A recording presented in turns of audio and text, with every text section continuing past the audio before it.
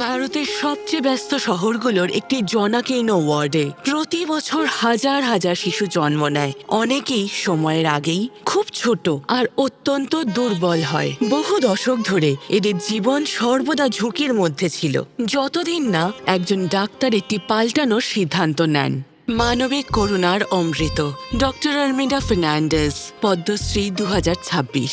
1943 সালে কর্ণাটকের ঐতিহাসিক শহর ধারওয়াড়ে একটি চঞ্চল কিন্তু দয়ালু কন্যার জন্ম হয়েছিল এক বিখ্যাত কবি এবং গৃহিণীর পরিবারে।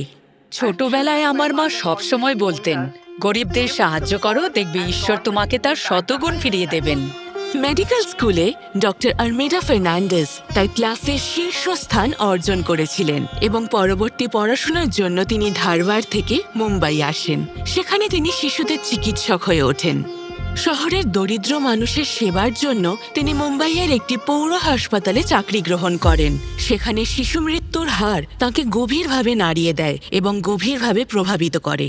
ছোট ছোট এম্পিরিক্যাল স্টাডির ডেটার সাহায্যে তিনি কার্যকর পদক্ষেপ নেন। শিশুকে স্নান করানো, গ্লুকোজ জল, ফর্মুলা ও প্রাণীর দুধ ব্যবহার এবং ইনকিউবেটরের ব্যবহার বন্ধ করেন। এগুলির মাধ্যমে ব্যাকটেরিয়া ছড়িয়ে পড়ত।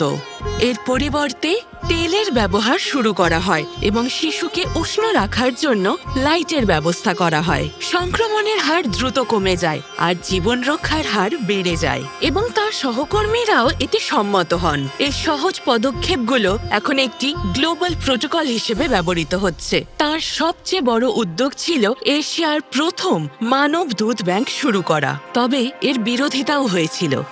মানব দুধ ব্যাংক শুরু করার সময় অনেকেই আমাকে পাগল মনে করেছিল, বিশেষ করে প্রশাসন। যখন আমার স্টাফের প্রয়োজন পড়েছিল, আমাকে একজন প্রশাসককে বোঝাতে হয়েছিল যে ভগবান কৃষ্ণ তার মায়ের নয়, বরং যশোদার দুধ পান করেছিলেন।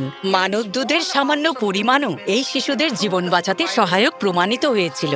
পরবর্তী 5 দশকে আর্মেডা 2000-এরও বেশি চিকিৎসা পেশাজীবীকে প্রশিক্ষণ দিয়েছেন এবং 3টি রাজ্যে স্তন্যপান করানোর প্রচার অভিযানও করেছেন। হাসপাতালের কাজের পাশাপাশি আর্মেডা স্নেহা নামে একটি এনজিও প্রতিষ্ঠা করেন, যাতে ধারাভিতে প্রয়োজন মতো চিকিৎসা পৌঁছে দেওয়া যায়। শিশু মৃত্যুর হার আরও কমানোর জন্য আমরা মায়েদের আচরণ পরিবর্তনের ওপর জোর দিয়েছিলাম, যাতে তারা সময় মতো হাসপাতালে আসেন এবং তাদের শিশুদের জীবন বাঁচাতে পারেন। সত্যের মুখোমুখি না হয়ে আপনি সমাধান খুঁজে পাবেন না। চ্যালেঞ্জগুলোর জন্য ভিন্ন চিন্তা ভাবনার প্রয়োজন। এক সময় আমি যাকে বলতাম নিজের মাথা ঘামানো, আজ তাকে বলা হয় ইনোভেশন। এটা ভেবো না যে আমি কেন, দুঃখের পথ দিয়ে পরিবর্তন আসবে। আমাদের ভাবতে হবে যাদের কাছে আমরা পৌঁছতে পারছি না, তাদের কাছে কিভাবে পৌঁছানো যায়। ডক্টর আর্মিডা ফার্নান্ডেজ, পদ্মশ্রী 2026। আমাদের কোটি কোটি প্রণাম।